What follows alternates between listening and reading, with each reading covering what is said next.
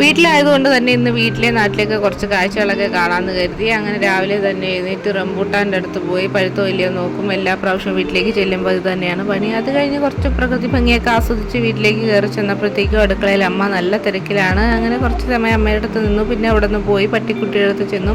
അവൻ ഈ തടകുന്നതൊക്കെ ഭയങ്കര ഇഷ്ടമാണ്. കുറച്ച് സമയം അവനെ തടവിക്കൊണ്ട് നിന്നു. അത് കഴിഞ്ഞ് വീട്ടിലേക്ക് ചിക്കനും കപ്പയും വാങ്ങാൻ വേണ്ടി ഞാനും ചേട്ടനും കൂടെ പോയി വാങ്ങി വീട്ടിൽ കൊണ്ടുവന്നു.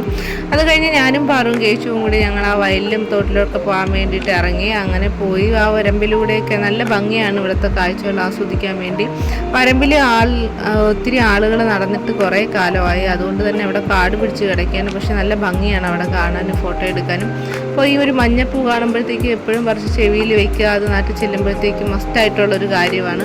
അങ്ങനെ അത് കഴിഞ്ഞ് തോട്ടിലേക്ക് ചാടിയപ്പോഴത്തേക്കും നല്ല തണുപ്പാണ് തോട്ടിലെ വെള്ളത്തിന്. ഞാൻ ചാടിയതോടൊപ്പം അവനെ കൂടെ വലിച്ചു പറിച്ച് അവനെ തോട്ടിലിട്ടു. അങ്ങനെ അവന് ഭയങ്കര സന്തോഷമായി. ആ തോട്ടിൽ കളിക്കാൻ അവൻ ഒത്തിരി നാളായി. അങ്ങനെ പിള്ളേരെയൊന്നും ആരും അങ്ങനെ തോട്ടിലോട്ടൊന്നും വിടൂല. അങ്ങനെ ഞാൻ ചെന്നപ്പോഴത്തേക്കും ഞാൻ നിർബന്ധിച്ച് കൊണ്ടുവന്നതാണ്. കുട്ടികൾക്ക് നമ്മളെപ്പോഴും മൊബൈലും പഠനവും അങ്ങനെയല്ലാതെ പ്രകൃതിയോട് കുറച്ച് ഇണങ്ങി അത് ആസ്വദിച്ച് വളരുക എന്നുള്ളതാണ്. ഇപ്പോഴത്തെ കുട്ടികൾക്കൊന്നും അത് കിട്ടാൻ ബുദ്ധിമുട്ടാണ്. ഇപ്പോൾ രാവിലെ തന്നെ എഴുന്നേറ്റാൽ ട്യൂഷൻ, പിന്നെ വീണ്ടും സ്കൂള്, വീണ്ടും വൈകുന്നേരം ട്യൂഷൻ. അപ്പോൾ അവർക്ക് പഠിക്കാൻ മാത്രമേ ഇപ്പോൾ സാഹചര്യം കിട്ടുന്നുള്ളൂ. ഈ ഒരു പ്രകൃതിയുടെ അടുത്ത് കളിക്കാനോ അല്ലെങ്കിൽ ഈ വെള്ളത്തിൽ കളിക്കാനോ അങ്ങനെ ആരും സമ്മതിക്കില്ല. അവൻ്റെ അമ്മ തന്നെ അറിഞ്ഞാൽ എനിക്കിട്ടും കേൾക്കും, അവനിട്ടും കിട്ടും, അവൾക്കിട്ടും കിട്ടും. അങ്ങനെ അമ്മയില്ലാത്ത സമയത്താണ് ഞങ്ങൾ ഈ ഒരു തോട്ടിലോട്ട് വന്നത്. അപ്പോൾ കിട്ടിയ സമയത്ത് നല്ല വെള്ളമല്ലെന്ന് കരുതി ഉള്ള ചെരുപ്പും വൃത്തിയാക്കി. അങ്ങനെ അവന് സന്തോഷം. അവനും അങ്ങോട്ടും ഇങ്ങോട്ടും ഓട്ടമൊക്കെ ആയിരുന്നു വെള്ളത്തിൽ കിടന്ന്. അപ്പോൾ ആ സമയത്ത് അവൻ്റെ ചേച്ചി പാറു അവിടെ നിന്നും അവന് നന്നായിട്ട് വഴക്ക് പറഞ്ഞു തിരിച്ച് കയറി വരാൻ വേണ്ടിയിട്ട്. അപ്പോൾ ഞാനും അവളും കൂടെ അവിടെ നിന്ന് സംസാരിച്ചു. വേണ്ട കുട്ടികളല്ലേ, അവിടെ നിന്ന് കളിച്ചോട്ടെ, അവന് കിട്ടുന്ന അവസരം അവൻ മുതലെടുക്കട്ടെ എന്ന് പറഞ്ഞ് ഞാനും അവളും കൂടെ സംസാരിച്ചു. അവൾ അപ്പോഴും പറഞ്ഞു ചേച്ചി വേണ്ട, അവൻ്റെ അമ്മ വേണ്ട, വഴക്ക് പറയും, അവൻ്റെ ഡ്രസ്സ് മുഴുവൻ നനഞ്ഞു. അവനവിടെ ഇരിക്കുകയും ചെയ്തു. അങ്ങനെ എൻ്റെ ഫ്രണ്ട്സിനെ അവിടെ അൺഎക്സ്പെക്റ്റഡ് ആയിട്ട് കണ്ടപ്പോഴത്തേക്ക് ഉപ്പിലിട്ട ഒരു കാരയ്ക്ക തന്നു. അങ്ങനെ അതിൻ്റെ ആ ഒരു കവറിൽ 4 കാരയ്ക്കയാണ് അവന്മാർ കണ്ടപ്പോഴത്തേക്ക് തന്നത്. അങ്ങനെ ഞങ്ങൾ അതൊക്കെ കഴിച്ച് തിരിച്ചു വീട്ടിലേക്ക് പോയി. ഇനി അധിക സമയം നിന്നാൽ അവൻ അവിടെ തല കുളിച്ചിട്ടും കൂടി തിരിച്ചു കയറി വരും. അപ്പോൾ എന്തെങ്കിലും അസുഖം വന്നാലും.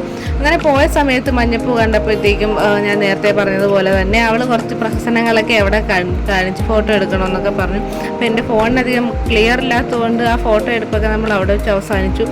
അങ്ങനെ ഞങ്ങൾ തിരിച്ച് വീട്ടിലേക്ക് പോവുകയാണ്. അങ്ങനെ വീട്ടിലേക്ക് പോകുമ്പോഴത്തേക്കും നമുക്ക് ഒരുപാട് സന്തോഷമാണ് ഈ ഒരു വയൽ വരമ്പിലൂടെയൊക്കെ നടന്നു പോകുമ്പോഴത്തേക്കും. അങ്ങനെ ഞാനും കേശുവും കൂടി ഓട്ട മത്സരം വെച്ചു. അങ്ങനെ ചെന്നു. അപ്പോൾ ഈ കുട്ടികൾക്ക് അവരോടൊപ്പം കളിക്കുമ്പോഴത്തേക്കും ഭയങ്കര സന്തോഷമാണ്. അവൻ്റെ ചേച്ചി അതിനൊന്നും താല്പര്യപ്പെടാത്തതുകൊണ്ട് ഞാൻ തന്നെയാണ് അവൻ്റെ കൂടെ ഓട്ട മത്സരം വെച്ചത്. ഇവിടെ നിന്ന് അങ്ങ് വീട് വരെ ഓടി. അങ്ങനെ അവൻ വിജയിക്കട്ടെ എന്ന് കരുതി ഞാൻ പുറകെ കൂടെ ഓടി. എപ്പോഴും അവന് ഭയങ്കര സന്തോഷമായിരുന്നു. അപ്പോൾ ചില കാര്യങ്ങൾ ചെയ്യുമ്പോഴത്തേക്കും അവർക്ക് കിട്ടുന്ന ഒരു സന്തോഷമുണ്ടല്ലോ. അപ്പോൾ നമ്മളും അതിൽ പങ്കാളികളായി നമുക്കും അതിന് ഒത്തിരി സന്തോഷം കിട്ടും. അങ്ങനെ വീട്ടിൽ വന്ന് വീണ്ടും അവിടുത്തെ പൈപ്പിൽ നിന്ന് കാലൊക്കെ കഴുകി.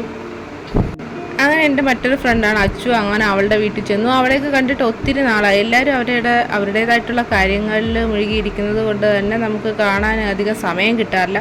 അപ്പം നാട്ടിൽ വന്നപ്പോഴത്തേക്കും അവളുടെ അടുത്ത് പോയി കുളിച്ചുടനെ അവളും തിരിച്ച് വെഞ്ഞാറമൂട് തിരുവനന്തപുരത്തേക്ക് വരാൻ വേണ്ടി നിൽക്കുമായിരുന്നു.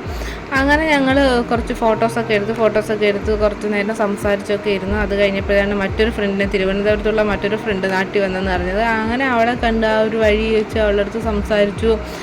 അവളുടെ വീട്ടിൽ നിന്നും പായസം തന്നു, നല്ല പായസം.